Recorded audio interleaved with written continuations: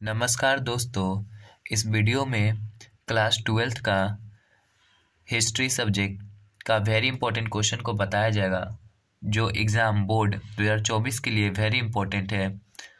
चलिए, इस वीडियो का पहला क्वेश्चन है, मोहनजोदारो किस नदी के किनारे स्थित है। कई बार ये क्वेश्चन एग्ज़ाम में पूछा गया है।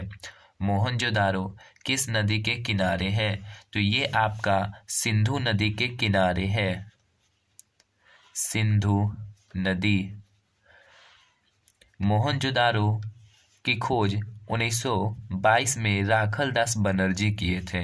राखलदास बनर्जी कब? 1922 में। राखलदास बनर्जी जो कहाँ है? सिंधु नदी के तट पर स्थित है और ये आपका पाकिस्तान में है। पाकिस्तान। मोहनजोदारो को मृतकों का टीला कहा जाता है, याद रखिएगा इसको। लोथल किस नदी के किनारे स्थित है, तो ये आपका भोगवा नदी के किनारे स्थित है लोथल। ये लोथल किस राज्य में पड़ता है? गुजरात में। लोथल गुजरात में पड़ता है और लोथल से गोदीबारा का साक्ष्य प्राप्त हुआ है। गोदीबारा का साक्ष्य लोथल से। सिंधु सभ्यता में मुहर बनता था, तो जो मुहर बनता था सिंधु सभ्यता में, सेलखरी। सेलखरी पत्थर से बनता था, ठीक है। सेलखरी पत्थर से मोहर। चलिए, अगला है आपका हड़प्पा। हड़प्पा की सीमा, ठीक है, मतलब उत्तर, दक्षिण, पूरब और पश्चिम में कौन कौन से जगह थी। तो देखिए, हड़प्पा की जो सीमा उत्तर में थी वो मांडा था। उत्तर में मांडा और दक्षिण में दैमाबाद।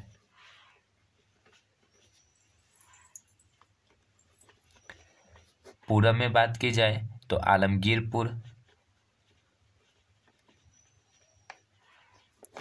पश्चिम में सुत।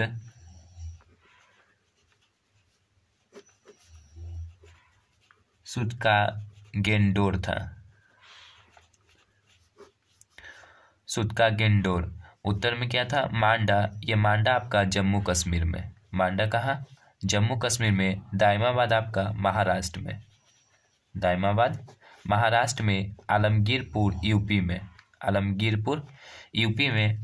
और ये सुत का गेंडोर बलूचिस्तान।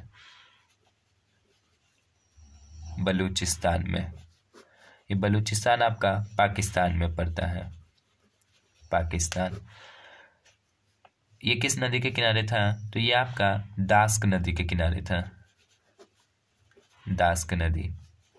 ये भी कई बार क्वेश्चन पूछ लिया है। दैमाबाद आपका था गोदावरी नदी।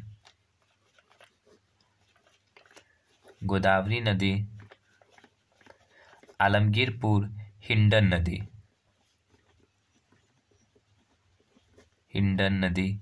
और ये मांडा जो था चिनाब नदी के तट पर था। चिनाब नदी। तो हड़प्पा सभ्यता की सीमा क्या हो गई? उत्तर में मांडा, दक्षिण में दैमाबाद।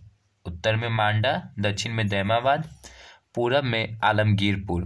पूरब में आलमगीरपुर और पश्चिम में सुत का गेंडोर।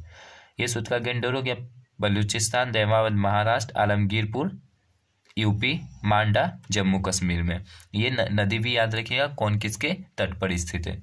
सिंधु सभ्यता के क्षेत्रफल का आकार क्या था? तो त्रिभुजाकार था। ये जो पूरा फैला हुआ था, तो किस आकार में फैला हुआ था? त्रिभुजाकार। रोपर किस नदी के किनारे है? तो ये रोपर आपका सतलज नदी के किनारे है। रोपर आपका सतलज नदी के किनारे है। चलिए, नेक्स्ट आपका क्या कह रहा है देखते हैं।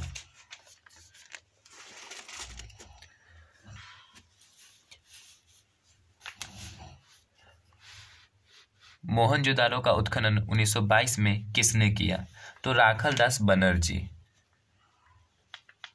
राखलदास बनर्जी किए। कब किए?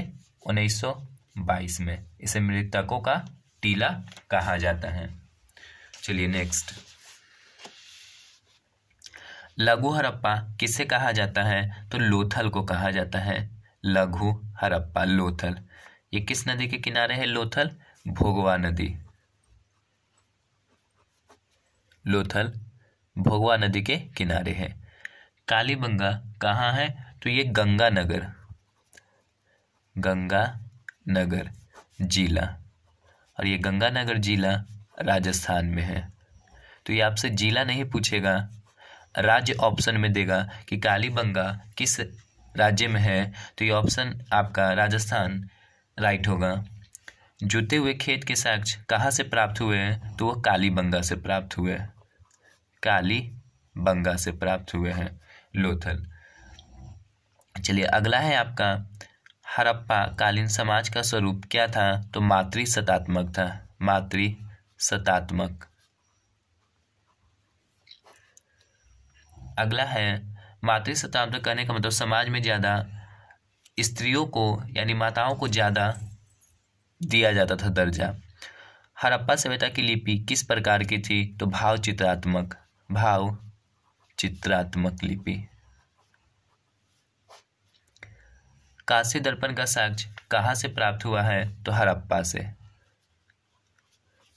हड़प्पा आपका रावी नदी के किनारे हो गया, रावी नदी। इसका खोज हुआ कब? 1921 में। किसने किया? दयाराम साहनी।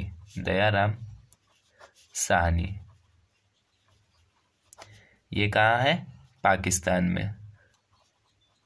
सबसे पहले इसी का खोज हुआ, हड़प्पा का। मनके बनाने के कारखाने के साक्ष्य कहाँ से प्राप्त हुए? तो चन्हू दर्रों से, चन्हू दर्रों। और ये चन्हू दर्रों आपका कौन से नदी के किनारे है? तो सिंधु नदी के किनारे चन्हू दर्रों, सिंधु नदी। सिंधु नदी की लंबाई की बात की जाए तो इसकी लंबाई 2900 किलोमीटर है। सिंधु नदी की लंबाई 2900 किलोमीटर है, और सिंधु नदी पाकिस्तान की सबसे लंबी नदी है। पाकिस्तान की सबसे लंबी नदी कौन है?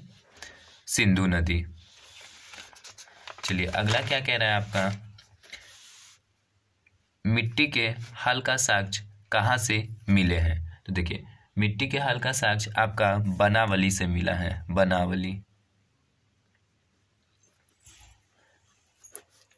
बनावली आपका ये हरियाणा में है। घोड़े के हड्डी का साक्ष्य कहाँ से मिला है? तो सुरकोटदा से, सुरकोटदा। और ये सुरकोटदा आपका गुजरात में पड़ता है। इस वीडियो को आप ध्यानपूर्वक देखिए और शेयर कीजिए। Thanks for watching my video.